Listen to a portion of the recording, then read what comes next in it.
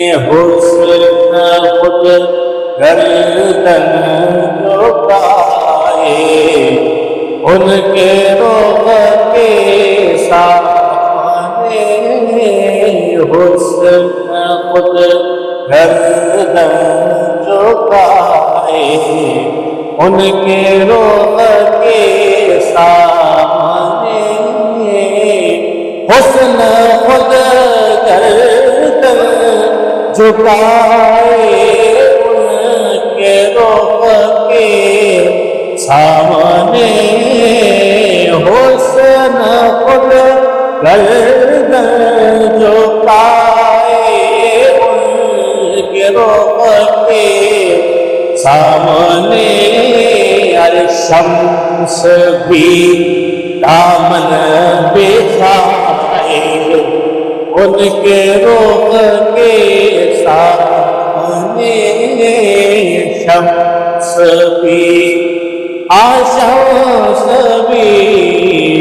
شمس بھی دامن بچھائے، ان کے رخ کے سامنے حسن خود گردن جھکائے، ان کے رخ کے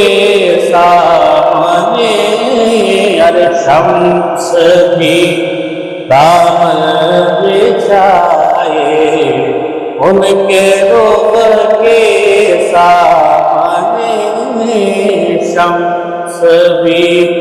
دامن بچھائے، ان کے رخ کے سامنے۔ اور کیسا حسین چہرہ ہے ہمارے آقا کا۔ شاعر کہتے ہیں، دیکھیں آپ شاعر کا کیا نظریہ اور کیا تصور ہے۔ کہتے ہیں دیکھ لیتا ہے جو ان کو پھر یہ کہتا ہے صدا، دیکھ لیتا ہے جو ان کو پھر یہ کہتا ہے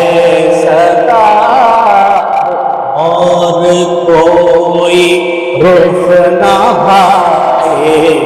ان کے رخ کے سامنے، اور کوئی رخ نہ بھائے ان کے رخ کے سامنے، اور کوئی دیکھ لیتا ہے تو ان کو پھر یہ کہتا ہے صدا، دیکھ لیتا ہے تو ان کو پھر یہ کہتا ہے صدا، کوئی رخ نہ بھائے سامنے، اور کوئی رخ نہ بھائے ان کے رخ کے۔ اور یہ بھی شعر دیکھیے کیا وہ منظر ہوگا جب حضرت حسان سرکار کی بارگاہ میں ان کی مدح سرائی کرتے ہوں گے، کیا منظر ہوگا۔ شاعر نے کس انداز سے پیش کیا ہے، فرماتے ہیں کہ رشک آتا ہے مقدر پر مجھے حسان کے، رشک آتا ہے مقدر پر مجھے حسان کے، رخ کی ہی باتیں سنائیں ان کے رخ کے سامنے، رخ کی ہی باتیں سنائیں ان کے رخ کے سامنے، رخ کی ہی سنائیں ان کے رخ کے سامنے۔ اور کیا رخ ہے، رشک آتا ہے مقدر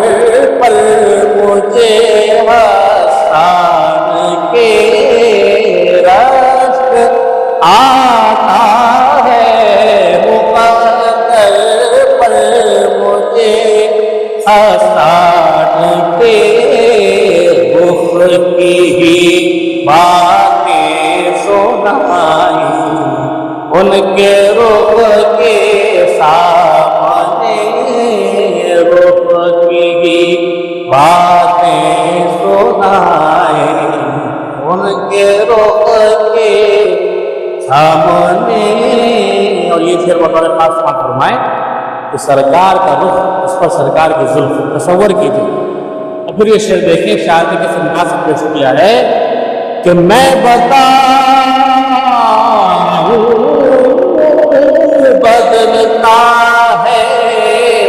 کیسے دن پھر رات میں بتاؤں بدلتا ہے کیسے دن پھر رات میں، لیل کی جب زلف آئے ان کے رخ کے سامنے،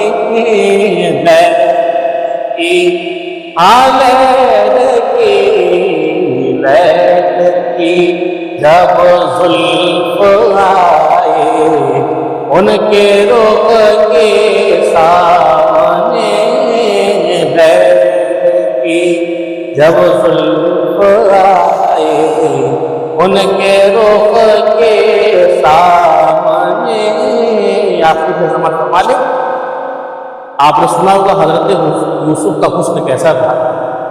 کہ زنان مصر نے، جو مصر کی عورتیں تھیں، ان کو دیکھ کے انگلیاں کاٹ دی، لیکن سرکار کے حسن کیا ہے؟ شاید کیا فرماتے ہیں، سماعت فرمائیں کہ حسن یوسف حسن احمد کی فقط خیرات ہے، حسن یوسف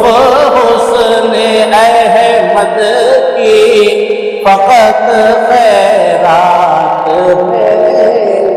کیسے اپنے رخ کو لائے ان کے رخ کے سامنے، کیسے اپنے رخ کو لائے ان کے رخ کے سامنے، شمس بھی دامن بچھائے ان کے رخ کے سامنے۔